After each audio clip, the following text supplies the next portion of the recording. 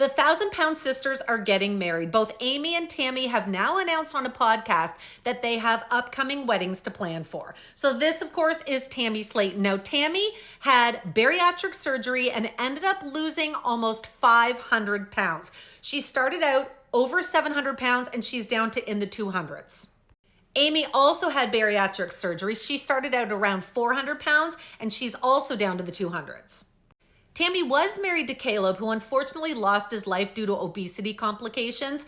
Tammy, who's pansexual, ended up meeting a woman and they are now in love and say that they're going to be getting married in some sort of haunted hospital.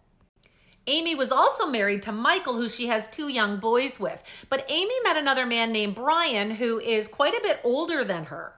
You may recognize Brian from, unfortunately, their mug shots. So last year, Tammy and Brian took her 2 children in a drive-through animal safari of sorts, and she ended up getting bit by a camel on her arm. They had to call paramedics and the police, and police ended up finding drugs in their vehicle, and the 2 of them were arrested.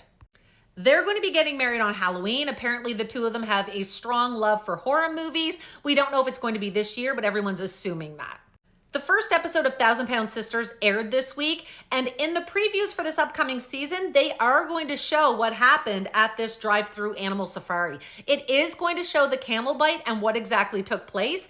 It appears that it's also going to be following Amy through the whole court session as she goes and fights for the charges against her for drugs and whatever else she was charged with. Amy's big challenges this season is she's been waiting for skin removal surgery, but there's some steps she has to take first. It's going to be extremely interesting to see if she's able to get that surgery or not.